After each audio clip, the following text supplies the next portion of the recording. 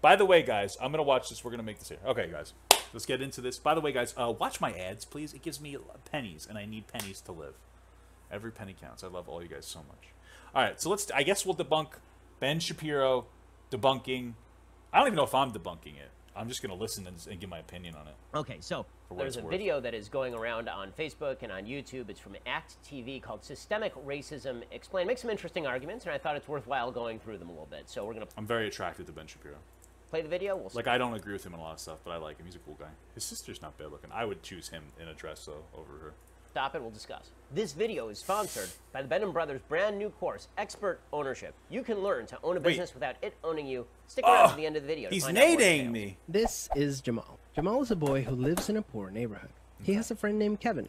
Very racist that they chose the name Jamal and Kevin. Why can't the white guy be Jamal? Like, I just debunked the systemic racism issue. You guys have perpetuated systemic. You could have named the character freaking Jeffrey, but you named him Jamal. What are you doing? What are you guys doing, guys? You know, I'm with you, Ben, so far. Who lives in a wealthy neighborhood. Okay. All of Jamal's neighbors are African American, and all of Kevin's neighbors are white. Whoa. Why don't you say white American, bro? African American, dude? Very racist. So far, these guys are racist. Because Jamal's school district is mostly funded by property taxes, his school is not very well funded. His classrooms are overcrowded, his teachers are underpaid, and he doesn't have access to high-quality tutors or extra. Just so you guys know, UBI would have Kevin's school district is also funded by property taxes, so his school is very well funded. His classrooms are never crowded, his teachers are very well paid, and he has access to high-quality tutors and lots of extracurricular activities. So let's talk for a second about school policy.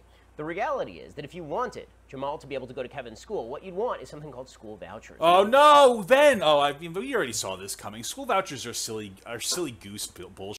Honestly, here's the problem with school vouchers before he even gets into it. And, like, he knows this. But, like, there isn't, like, the school isn't infinite. If like, theoretically, if everybody from Jamal's school took the school voucher and went to Kevin's school, the Jamal school would shut down and Kevin's school would have to expand. On top of that, it's expensive to get buses to bring you to these particular places. And then these rich areas wouldn't be happy that poor kids are going to their schools because it would reduce probably the value in some capacity. I don't know. Sounds racist, but there's a real level of truth to it. So, like, it doesn't work. Why wouldn't you just try to make the Jamal school better? It doesn't make sense to me. It would be cheaper to make Jamal's school better because you have to what are you gonna do? Pick Jamal's school up and put it on top of Kevin's school? Because now you have theoretically twice the number of kids in that school. You gotta deal with it. Or do we just let the poor people just go to the Kevin's school? Just walk an extra 30 miles.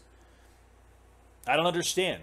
Come on, man. I liked you. I still like you. You're handsome. This is a nice color for him. It's very good lighting. But come on, bro. People to be able to move away from their school district. One of the chief reasons that Jamal is confined to his local public school is because of democratic policy that has decided that you must go to school in the district where you live. Not for nothing, but, like, the wording is so very poor. Because, like, listen, there are Democrat I've already talked about feel-good policies. I don't like feel-good policies. You know, we can talk about how welfare has, like, trapped some black Americans into poverty by not allowing them to be able to work or else they'll lose their welfare. But by saying, like, oh, it's poor democratic policies that don't allow don't allow Jamal to, you know, drastically increase the cost of getting yourself to Kevin's school, that'll basically, if Jamal's school's overcrowded, Kevin's school's going to be much more overcrowded after this. Come on, bro. But the wording is very demonizing of Democrats. This is also why a lot of people have left lower income areas and moved out to higher income areas specifically for better public schools. So what the hell are you talking about? Like, just fundamentally speaking, your argument is that people are like, yeah, you know what? I live in this low income area. I'm just going to move. Bro, come on, man. I'm looking for a house. Looking for a house in one area. Costs like $500,000 for a nice house. In the other area I'm looking for, it costs me $250,000. If I don't have the money to live, if I'm living in a poor area, probably don't have the money to just move. How am I going to do that? How am I going to do that? What the hell are you talking about, man? You don't make any sense. You can't just move. It's not that easy. if you want Jamal That to was a have hot face that he just had on. same educational opportunities as Kevin, perhaps you should have school vouchers for private schools. No, you or shouldn't. perhaps you should have charter schools, which is what Mayor Bill de Blasio in New York is fighting against. Or perhaps you should break the teachers' unions, which are costing a fortune, particularly on a disproportionate level in areas where they're not spending enough taxpayer dollars. So, I mean, maybe the last part. I don't know too much about teachers' unions. I do know that there's like levels of it that are like rather bad. Like if you're a really bad teacher, they'll just be like, all right, we're gonna put them in a house. Like we're not even gonna like, that's it. They're not gonna be teachers anymore. But we're gonna pay them salary. So he has like a little bit of an argument there.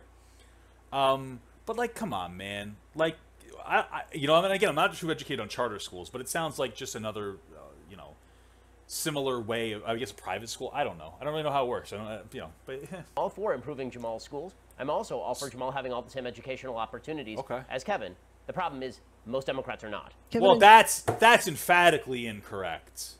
That's emphatically incorrect. I am against education investment, like federal education investments in particular areas, and I talk about how UBI is better because it pumps monies into communities and gives them more money to be able to increase their own taxes. That's my perspective.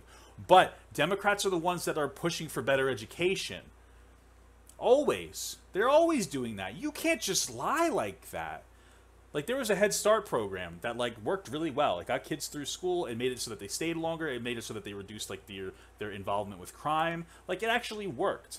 And, like, you're just saying, like, and you're just, like, saying that they didn't do it, but they did. Jamal live only a few streets away. What the hell's going on here? Away from each other. So how come they're growing up in such different worlds with such different opportunities for success? The answer has to do with America's history of systemic racism. To understand it better, let's look at what life was like for Kevin and Jamal's grandparents. In order to understand what's going to happen in this video, you have to understand how systemic racism is being defined. Systemic racism is a really amorphous term. It could mean many things. It could mean that the institutions of today are racist, in which case everyone would oppose them. Or it could mean that all inequality is explainable by racism, which of course is not sustainable. It's not a good argument. The argument that this video... I mean, there's a third explanation that, like, racist policies have shaped the world today. And I would say that we're generally not that racist, but the policies exist and the stereotypes exist that based off those policies. So, like, saying, like, yeah, slavery had no impact on wealth distribution or wealth accumulation. Neither did segregation laws. You know, neither did not being able to vote. Redlining laws, they didn't matter. Yes, they did. They're all illegal now. So on paper, systemic racism doesn't exist, but the impact of systemic racism still exists. That's it. It's not that complicated. I did it. I'm not very smart, Ben, but come on, man. Is going to try to make is that all of history has meaning. And that is true. History does have consequences for today. The problem is, we'll see, the video tries to explain all inequality with reliance on history. But, like, yeah, history is very impactful. So basically what he just did is he said, what they're going to try to do is say that all history has meaning. And, by the way, it does, but it doesn't. Like, that was basically what he just said. He tried to dismiss it by, I don't understand. That was a weird argument to make. I like these faces, though. They're very cute. And no inequality with response to exacerbating levels of income inequality, exacerbating levels of single motherhood, personal decision-making, or any of the other variables that could come into creating the gaps we see today. He makes, there's an argument there that, like, I can support to an extent, right? Like, I mentioned it before. Welfare does contribute to the idea of having kids, because you get more kids if you're on welfare. You get money for having your kids. It reduces your incentive to get off of welfare. Absolutely. Welfare is a trap, and I would like to get rid of welfare. But to do it the right way, again, UBI gets people off of welfare, because you get the welfare, you get the UBI. That's where I'm coming from a solution perspective, right? But, like, those things are generally symptoms of the greater problem of lack of opportunity. Because even if, like, even if Jamal's mom wanted to go work a job and get off welfare, just assuming Jamal's on welfare, what is she gonna do? What is she gonna walk 3 hours to work? She can't afford a car. Who knows? The public transportation system, even in New York, sucks. So what? So if she lives in, like, a crappier area, what the hell is she gonna do? Take an Uber? Spend, like, a third of her day's pay just to get to and from work? You understand my point here? Like, it's very complex, and, like, yes, I do think we need to get rid of welfare, but we need to do it in a slow, good way of weaning people off of it, or else people will just die. Like, come on, man.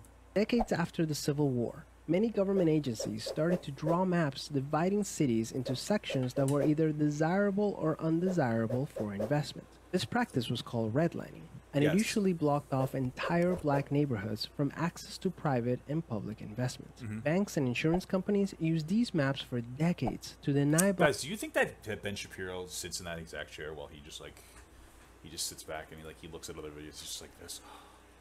You think that he's like pleasuring himself in the exact position, or is that like his office space? I was just curious. Ben, please tell me. I love you. Black people loans and other services based purely on race. Historically speaking, owning a home and getting a college education is the easiest way for an American family to build wealth. But when Jamal's grandparents wanted to buy a house, the banks refused because they lived in a neighborhood that was redlined.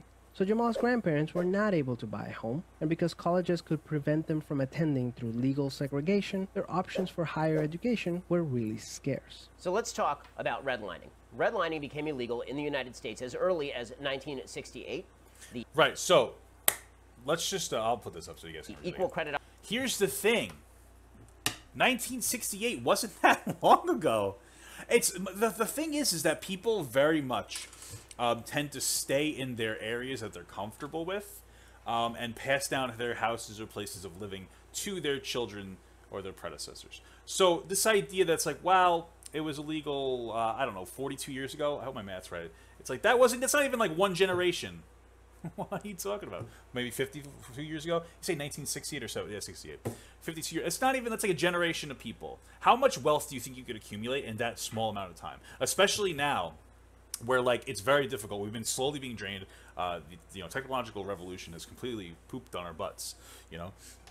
And so like the opportunity to build wealth doesn't exactly exist in that way. It's not as simple as you're making it seem. And there's like subtext here that's like you should pick up and move from your whole area. It's like, what? You're going to take all the people that can get out of areas, like get them to leave, and then all the worst, and I don't mean that they're actually worse, but then all the other people who can't find opportunity, you have to stay. And so like when you take the best of a particular community, how do you build up that community? I don't understand.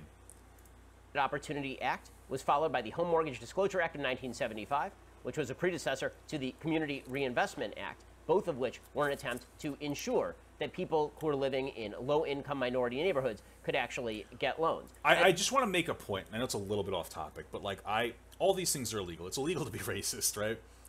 At my job, very many years ago when I first started, a young Hispanic woman walked in and put her application in, and an older white gentleman took her papers, said, "No, okay, no problem," then tore them up and put them in the garbage, and then made fun of the fact that she doesn't speak English very well. So it's very easy. We can sit here and say, yeah, racism is illegal, but like this stuff exists, man. And none of us said anything because like we're afraid to lose our jobs. There are people in the system that are racist and they get away with stuff that's not right. It exists, man. Like that kind of stuff exists. So even if redlining is illegal, it doesn't necessarily mean that we're not doing it to some degree. And even if we weren't, it's still, we're talking about generational accumulation of wealth. It's just non-existent. And these things were very effective. In 1992, researchers at the Federal Reserve Bank of Boston tried to look at the data. They collected information on some 30 variables related to lending decisions. They found that virtually all of the difference between minority and non-minority denial rates was explained by those variables. A reanalysis of that So basically what he just said there was like, oh, the reason that we deny minorities more is because they didn't have as much money.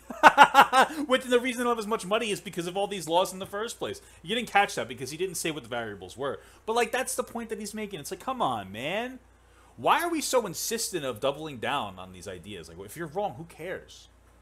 Like I talk about how we need to fix it from a class perspective and not a race perspective.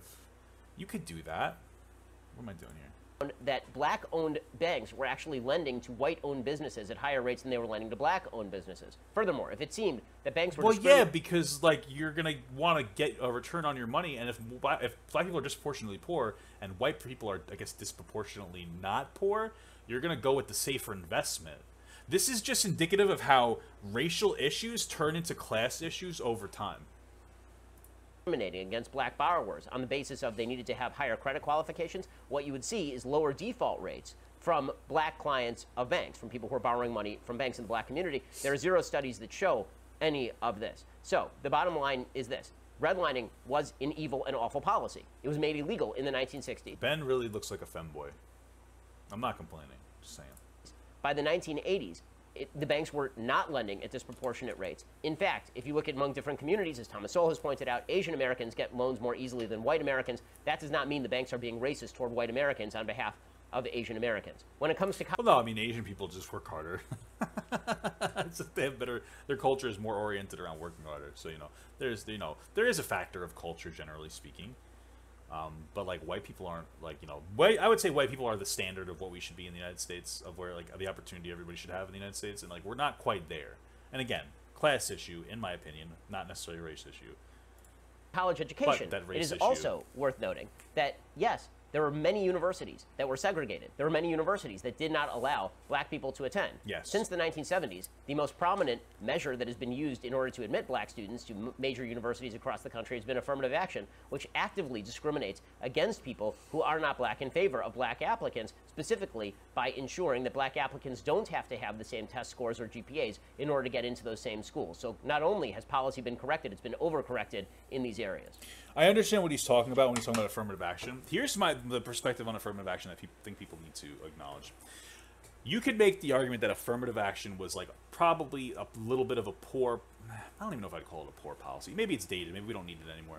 The idea was to like give black people like an opportunity to get in. It was reversing racism. It's not perfect, of course. But the thing is like we're so focused on that shallow aspect of this conversation. When we talk about affirmative action, we're like, oh, but that black guy that's equal to that white guy is going to get the job over the white guy. Yeah, but like there's more qualified white guys based on the proportionality of population, because they've had the means to climb to that point. That's what we need to target. We need to target the root there. We need to target the getting the educated and opportunity point to get to the equal point before we can remove the affirmative action. Kevin's grandparents, on the other hand, got a low-interest loan to buy their first house and get accepted. By the way, I wanted to bring this up. There are parts of the world that after the United States that after the Vietnam War, they housed white veterans, like totally like very low-interest loans, and they didn't apply that same thing to black veterans. That's like a thing, man. It's like a real thing. Like, you know what I mean? Getting a house for like free, very easily, low interest. What's that? It sets you up quite a bit. Into a handful of top universities, which traditionally only accepted white students. This opened up a wealth of opportunities that they were able to pass on to their kids and grandkids. The basic assumption of this video is that if your grandparents are rich in the United States, this means that you are rich in the United States. And that if your grandparents are poor in the United States, that means that you are poor in the United States. Yeah, no, fundamentally speaking, absolutely. Your ability to climb the socioeconomic ladder, especially nowadays, is like, it's negative. You're statistically speaking nowadays, you're gonna do worse than your parents. If my mom has $100,000 to burn through to make me successful, and Jamal's mom has negative $5,000, I'm probably gonna do a little bit better than Jamal. Because yeah. Like, it's just everybody does it. Republicans, Democrats were like, oh, well, money doesn't solve everything. Yes, it does. What are you talking about? It solves everything. It's like the most of issues. If you're poor, money is life. If you're rich, you are depressed because you have everything, you never had to work for it. We gotta find the balance there, no? Come on, man. Money is everything. Can we wrap our minds around the simplicities of life? This is factually untrue. No, it's not. It's factually true. Reality is that income changes over time, that there are an enormous number of people in the United States by percentage who are able to rise from poor to middle class, and their children... Yeah, but it's not... That's like an outlier. Most people can't do that. That's not, like, indicative of every situation. Like, come on, man.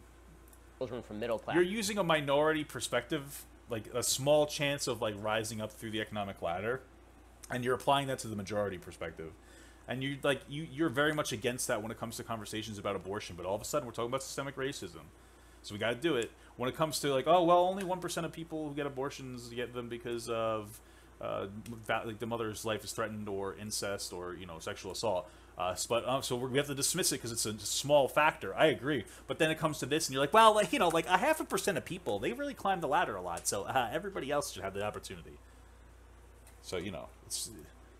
to wealthy. The biggest problem that we have in the United States right now is not a historic wealth gap. The biggest problem we have is an income gap in the United States. And there's some fascinating statistics surrounding this. There was a Harvard study recently. Wait, so he just said that we don't have a wealth issue, we have an income issue, which I agree with the income issue part. But, like, you don't think that the wealth... You don't think that the wealth has a factor on your ability to get a job? That showed that black males... By the way, if he's going to make this argument about income disparities, I hope at the end of the video he talks about a solution that's not stupid. Who are growing up in the same household incomes as white males were actually underperforming their white male counterparts, even in high-income neighborhoods. You would think that all of this might imply racism, except for one inconvenient fact in the study. Black women who are growing up in the same high-income neighborhoods as white women growing up in the same high-income neighborhoods, black women were performing at exactly the same or higher rates than white women in those neighborhoods, which would suggest that there are other factors at play other than simple racism. Furthermore, the basic idea that most wealth in the United States... Well, we're not arguing simple racism. We're arguing, like, complex racism, no? We're talking about, like, racism and the capacity of it denying opportunities and generational wealth, and we're not simplifying it here. We're actually expanding on it quite a bit. States is inherited, and that millionaires are really only millionaires because their parents were millionaires. That really isn't true either. The vast... Well, no, yeah, right. 70% of millionaires that didn't they earned their stake, right? Sure, that's fine. I understand what you're saying. You know. But still, like, it's easier to become a millionaire. Like, it's like, oh, this guy was a self-made millionaire. It's like, yeah, he probably had parents that did decently to give him the opportunity to go to a better school and have better access to tutoring programs, potentially. That's what it is. Generational wealth is an accumulation of wealth. Come on, man.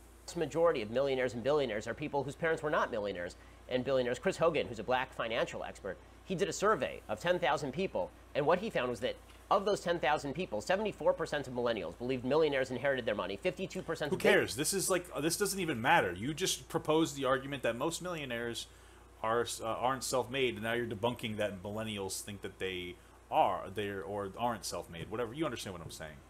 But, like, you're just, who cares? What's the purpose of that? Are you plugging his, is this just an advertisement? Baby boomers did. But only 21% of millionaires received any inheritance at all. Just 16% inherited more than $100,000. Only 3% received an inheritance at or above $1 million. Again, it doesn't matter what their inheritance is. It matters how much money that their parents had to implement it.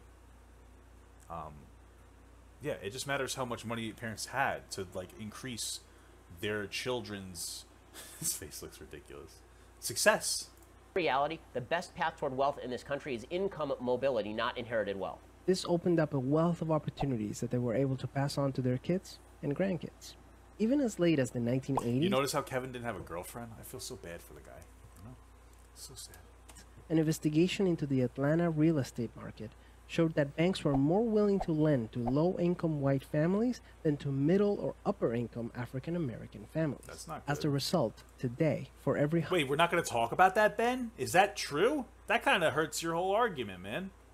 $100 of wealth held by a white family, black families have $5.04. A 2017 study confirms... I guess that's true, that black people have like a 20th of wealth? Holy crap, you don't think that matters?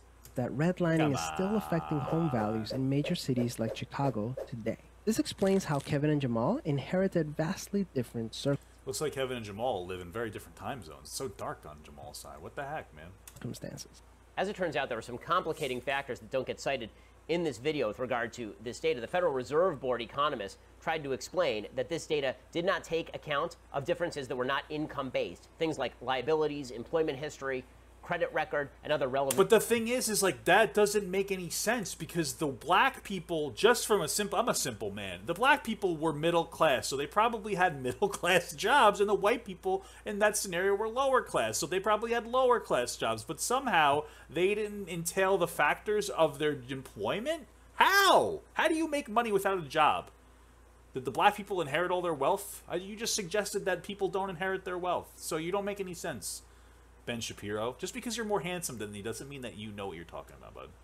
Variables that should have been considered. It should not be particularly surprising that discrimination in the past has impact on the actual income of people who are living in the areas that were denied loans. That shouldn't be a major surprise. But then why the hell aren't you're making this whole video about that not being a thing? How do you acknowledge it? You just completely hurt your own video.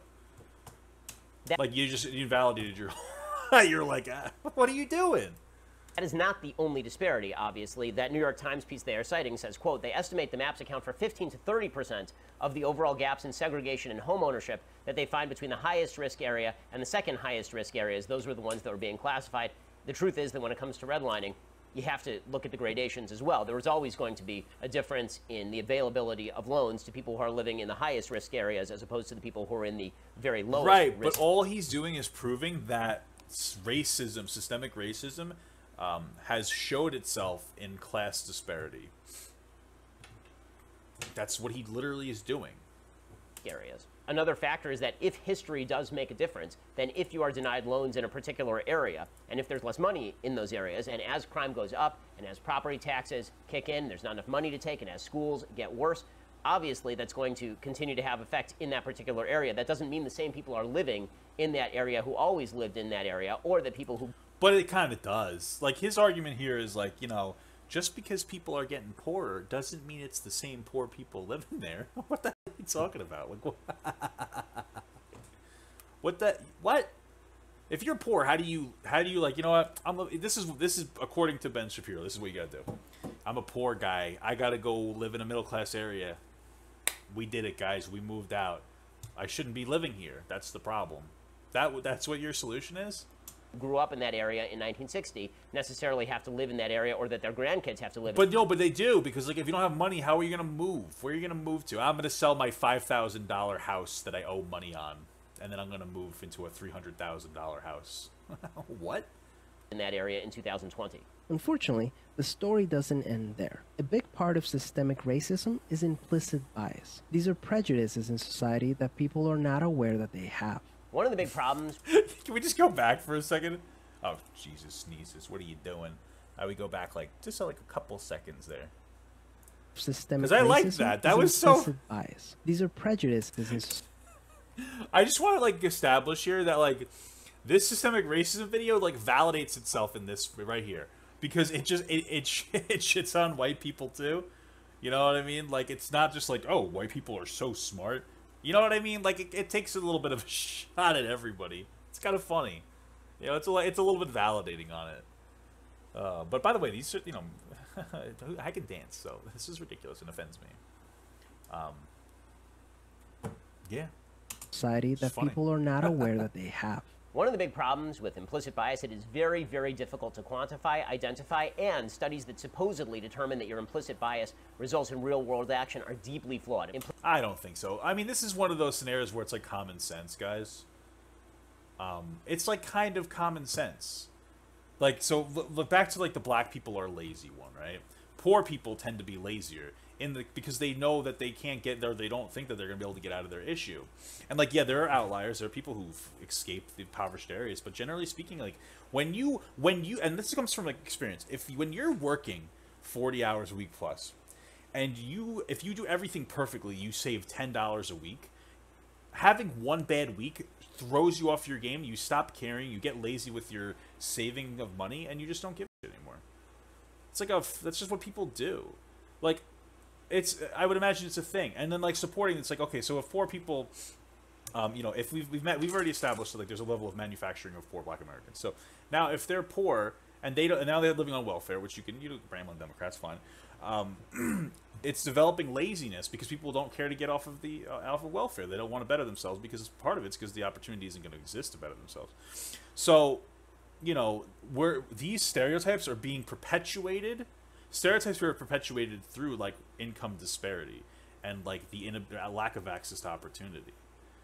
Implicit bias assessment test, for example. So like we don't need to like factualize like, oh, is implicit bias real? It's like, it's kind of common sense. But again, if we just focus on the solution, it doesn't matter. So significantly flawed there. We're so caught up in explaining all these micro aspects of everything that we don't realize, like, let's just expand opportunity, and the way you do that is by $4 UBI. Virtually unusable. Let's go back to Kevin and Jamal. Against all odds, Jamal manages to be the only student from his high school to get accepted into a great university. The same one that Kevin and his high school friends are attending. But after Kevin and Jamal both graduate, Jamal notices that his resume isn't drawing as much interest as Kevin's, even though they graduated from the same program with the exact same GPA. Unfortunately for Jamal, studies show that resumes with white-sounding names get twice as many callbacks as identical resumes with black-sounding names. I just don't name your kid Jamal anymore. I know it's so mean, but like, is that mean? We need more white kids getting named Jamal and more black kids getting named Kevin, guys. That's the solution to this issue. The research is actually a lot more interesting than what is being portrayed in this video. There are several studies here. There was one famous study that was done that suggested that first name differentiation was indeed being used by employers. So if your name was Lakeisha, for example, this is the name that is actually used in the study, Lakeisha versus Greg, that you are less likely to get a callback. There's another... yeah, because Lakeisha's a girl. Why would we want to call girls back? They smell. I'm just kidding. Study that showed a historically I'm not kidding, girls stink. Black last name like Washington or Jefferson provided no actual differentiation from historically white names like Greenberg, for example. So if your name was Steve Greenberg versus Steve Jefferson, you're just as likely to get a callback as Steve Jefferson. What that suggests, and this was confirmed by subsequent studies, is that the actual issue here is a question of class discrimination, not an issue of race discrimination. In other words, the reason that people are discriminating against Lakeisha as opposed to against Steve Johnson or Steve Washington is because people are actually using the first name as a stand-in for social class. Right, but that just supports everything the video just said, that systemic racism has reduced opportunities from black people. Why did you even you should have just like stopped at the first half, man. Did you edit this yourself? Did you watch this and go, I've invalidated my own perspective 7 times already? I mean, I don't know if that's the real count, but like... They are figuring that if you were named Lakeisha, it's because you probably came from a more impoverished background. Yeah, probably. And black people are associated with poverty because they're disproportionately poor. And then you're just like, it's a class issue, guys. Nothing to do with race. Even though this whole video is talking about how race issues have been turned into class issues. That's what they're talking about, Ben. What are you doing? You basically agree with the video, or you agree enough with the class issue perspective. I hope that you give me a good solution for class issues, by the way. Now, this is not restricted to the black community. This happens in the Jewish community as well. Oh, yeah. Honestly, he's right. I knew this white Jewish girl named Lakeisha. It was crazy. If you get an applicant, and the applicant's name is Ben, you might treat that applicant different than if that person's name is Benjamin. You might treat a Menachem different than you treat a Mike. Wait, what? Maybe? Or is there, like, studies to support that? And that is because you are trying to read into the person your perceptions of culture or perceptions of class. Well, like you said, might. Is there a statistic that supports, like, some kind of a... racism against Jewish people? Not really perceptions of race. That's really, really important when you look at these particular studies and suggest that racial discrimination rather than class distinctions are at the basis of whatever the class is based on hiring discrimination is happening here. Implicit bias is one of the reasons why the black unemployment rate is twice the rate of white unemployment. Well, this tends to neglect one key factor. What did you major in? What did you study? It turns out that... Yeah, but, like, this is a key factor. Like, what the hell are you going to major in when you can't get through school? The whole point the video's making is that Jamal got screwed. Like, yeah, Jamal goes to a crappy school. And then Ben goes, Jamal, why aren't you an aerophysicist? Is that a thing? Why aren't you an astrophysicist, Kev? What the hell is his name? Jamal? Why aren't you an airplane mechanic, Jamal? You got peanut butter and jelly for every meal. And you had to work after school or something. I don't know. You get my point. What the hell was Jamal going to do? He went to a crappy school. What do you think? He's going to have, like, the greatest intellect in the whole world? What are you talking about? What the hell are you talking about? They choose bad jobs. Jamal couldn't really get into school, but he didn't choose the right job, Jamal. You should have sold banana bread on the corner. That people who major in education aren't going to do as well as people who major in engineering. According to research from the Center on Education and the Workforce at Georgetown University, this is a quote from PBS, African-American college students are more likely to pursue majors that lead to low-paying jobs, setting up many for future debt and underemployment. Okay, but we just talked about that, bro. Gotta expand it. It's a school issue more than anything else. We need schools to direct people in the right direction. And in order to do that, in order to direct somebody towards an engineer job, you have to provide the intelligence, the ability. You have to teach that intelligence to be an engineer, my man. Over time, these occupational choices contribute to the wealth and opportunity gap between whites and blacks that spans generations. Anthony Carnival, who's the director... I'm like, bro, you're making me more progressive as I watch this. I don't like... This isn't good. I'm like a new age conservative, and you're just like, I'm a poopy head. What are you doing, man? What are you talking about? The program, he says, basically, African Americans have been going to the right church but sitting in the wrong pew. In a way, they are using education to climb the social and economic ladder, but they're being steered toward majors that will make them low earners. So they're getting steered toward majors because the schools don't have the money to teach people the right way. Math and science careers are great, but it's hard to get into those. Math and science are hard. So a school that's underfunded is going to teach math and science very poorly. In other words, there are several confounding factors that are not being taken into account in this video. 1, what college did you go to? 2, what did you major in? And 3, what kind of job did you get afterward? You can see we already talked about that, Ben. Come on. Evidence of systemic racism. Everything is very shallow from Ben's perspective. Everything is very like right above the surface level of like the water. It's like, well, what job do you have? Oh, well, my grandfather got whipped. Haha. Well, what job did his kid have? It's like, I don't know. The same job because he couldn't find anything. Like, come on.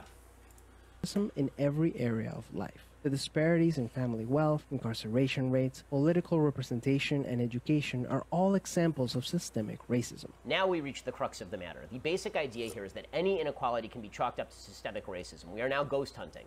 No, not necessarily. But, like, it's not like it's just, like, one black dude that's getting a raw deal in life. The disproportionality of this situation is insane. You know, come on, man. They've said nothing in this video about incarceration. Nothing they just about did. Incarceration. The disparities in family wealth, incarceration rates. The simple assumption is that if more black people percentage-wise are arrested than white people, that must be due to systemic racism and not due to the number of crimes being committed by individuals who make a decision to commit a crime. Listen, not for nothing, but like if you don't have another opportunity, you're going to commit crimes. Poor black areas lack opportunity. I'm going to explain this for you, Ben. Poor black areas lack opportunity, so their parents don't gravitate towards money. So they try to do things on the street, they do illegal shit. Also, you've mentioned many times that there's a higher single motherhood rate. So now you have a lot of these young black men, especially, looking at these drug dealers. And by the way, drug dealers, they're not inherently bad people. They're just trying to survive. And they're looking at this like, wow, this guy has money. He's walking around communities giving my mom money. She can't afford this and that. This guy's cool. I look up to this guy. He's a nice guy. And it just perpetuates a cycle. Between lack of opportunity and the father figure being drug addicts in many cases, or drug dealers or gang members, like, what do you think is going to happen? And all these things come from lack of opportunity. That's why it happens. So provide the opportunity. The truth is, there are many, many black Americans in Congress. We've had a black president of the United States. People choosing to run and people choosing to vote. That is an aspect of American freedom. And when it comes, like, what's your point? Should Snoop Dogg run? Is that like your point here? That we've had black people do things. Like, oh, that's true. Well, the problem's solved. To education, there are plenty of affirmative action programs that exist at virtually every major university. In fact, there are entire university systems, like the University of California, that have gotten rid of the SAT and the ACT as admissions criteria specifically because they weren't allowing enough minority students to attend. So to attribute all inequality to systemic racism is simply to say that everything you don't like must be due to systemic racism. Unfortunately, the biggest challenge with systemic racism is that there's no single person or entity responsible for it, which makes it very hard to solve. So, like, I want to establish that, like, the acknowledgement that it's, like, not an individual's fault is, like, a way where it's, like, this video is not demonizing white people, where you would see most, like, mainstream medias be like, oh, white people are the oppressors. It's a complicated system that was implemented, intentionally, but it's not supported by white people nowadays. This is an educational video that's just trying to promote equality between black and white Americans. And, like,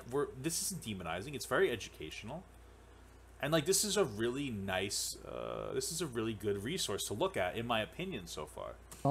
So what can you do? The first thing you can do is work towards becoming more aware of your own implicit bias. But, like, Americans are kind of fat, though, I guess. And black people are kind of good at sports. I don't know if the Asians can't drive. Jews are stingy. I don't know. Probably. I don't know. The last one, not so much. I'm not going to even say it out loud to give a point. That's our perception of them, I suppose. We should always, as decent people, be re-examining our own biases and trying to wipe out... Just so you guys know, my father's Jewish. My sperm donor, we'll call him. Yeah. So I can say bad things then.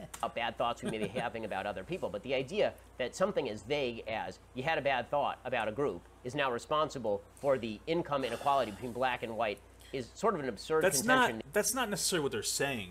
If you really contextualize the video, what they're saying is that active racism has slowly been diminished, but the systems that be are still there. So, like, when you look at a black guy, you're more likely to be afraid of a black guy than a white guy.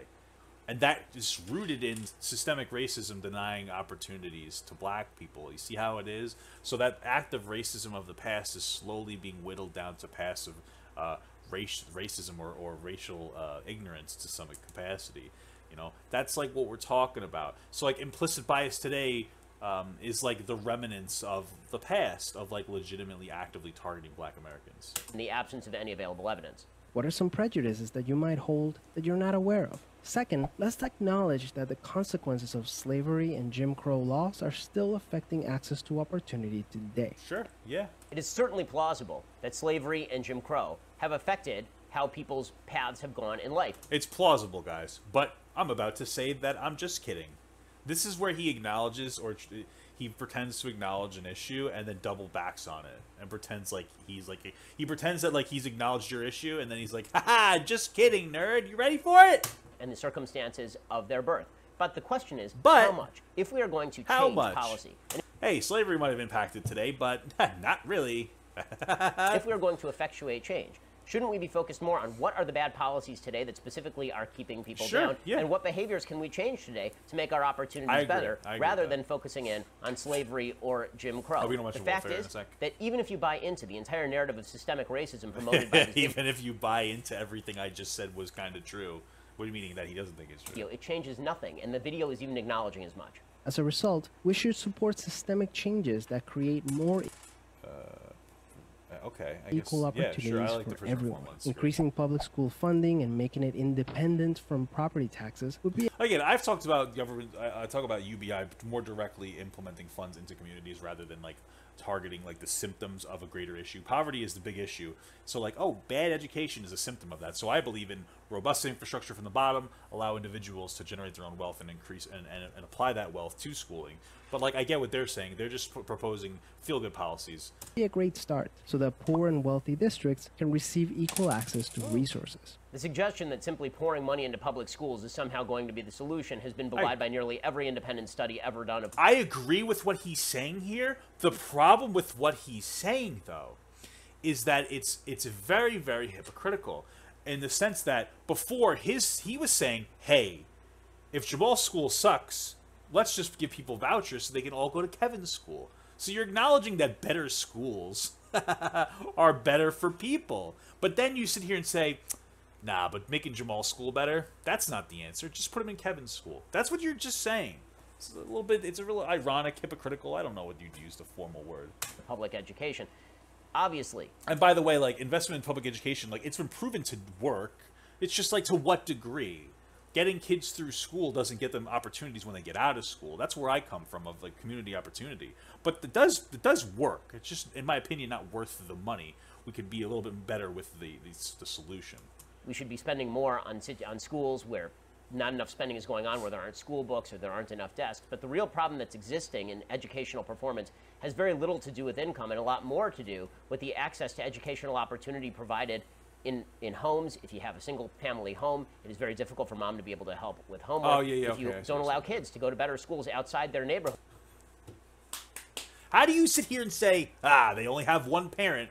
Now, wake up early, drive your kid to Kevin's school 2 hours away, and go to work. And get him home. Work a 4-hour shift, pick him up, drop him at home, work again. And by the way, since you're a single mom that's working, if you leave your kids at home by themselves, you're going to get arrested, and CPS will get called on you. And then you will be in the system forever, and one slip-up is going to screw you over, and then we're going to take the kid and we're going to give him to someone else in your family. But since your family wasn't available for your kid in the first place, it's assumed that your family isn't very good or helpful, and you're just going to keep getting targeted through the system. Rather than simply pouring money into failed neighborhood schools, then you're not really granting opportunity. What makes the neighborhood school fail? Your solution is give them a voucher, tell them to go somewhere else. Is the neighborhood inherently garbage? Is it haunted? Is Jamal's school haunted? Is that what it is? Jamal's school is haunted. Nobody can learn. We figured it out. That's what he's talking about. Ben, this is proof, guys. Black schools are haunted. I can't believe we didn't figure it out earlier, honestly, guys. Instead of making Jamal's school like Kevin's school, we have to put Jamal in Kevin's school because Jamal's school's haunted. There's no other explanation for it, guys. Systemic problems require systemic solutions. Luckily, we're all part of the system, which means that we all have a role to play in making it better. See, like, that's so uniting. I hate progressive sources, and this is very good. This is very uniting. This video, from what I've watched on the systemic racism part, their video did a fantastic job of not demonizing white people to promote a narrative of systemic racism. They did a beautiful job of talking about how, like, this is an American issue where we all exist in society, we should all better it because there are Americans, black Americans, who don't have the same opportunity. That's what we're doing. And you're so mad at it. It's so nice. It's refreshing to watch this video. The one on the right. I'm pointing like it matters. This one. Peace.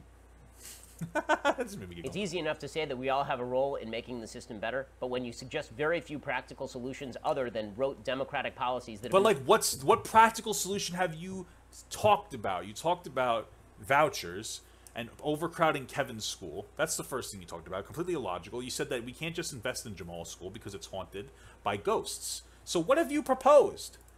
Failed nearly every time they've tried. It makes it difficult to believe this isn't just a political ploy rather than an argument in favor of bettering individual human lives. To deny the effects of history would be idiotic. History obviously has consequences. It would be idiotic, Ben. It'd be a little foolish of somebody to say, hey, it exists, but I don't think so anymore. Racism exists would be similarly idiotic, but to attribute every problem in American life to racism or inequity is to be foolish and counterproductive. Sure, fine. Well, the inequity part is ridiculous. Money literally is the lifeblood of a capitalist society, so that's ridiculous. I mean, it is. Inequity is a huge issue. But, like, you've acknowledged in this video that it's a class issue, so, like, what's the class solution? And not to make the world a better place. For more on a lot of these topics, go check out my brand new book. Do you plug your stupid book for an hour? How to Destroy America in 3 Easy Steps. All attempt to divide that book is available. All right, so he's selling, like, a divisive rhetoric book. Available everywhere. Also, if you enjoyed this video, please give it a like. We really appreciate it. And check out my show, The Ben Shapiro Show. Should I do that? Now, there are a lot of folks who reach the pinnacle of business life, and they are just as miserable as they ever were. It doesn't have to be that way. You should be able to own your business without it owning you. And Christian men. All right, I think this is all just not whether you're more for the great sin. Hey, those looks like guys from Boardwalk Empire. All right, so celebrate the launch of that. Blah blah blah blah. Okay, so we got through that video. Ben, what are you doing? What are you doing? What are you doing? That was so sad. I feel foolish. I like Ben Shapiro. I still think he's a smart guy. He's really good at, like, forcing a point, even without common sense. But come on, man, that was so silly.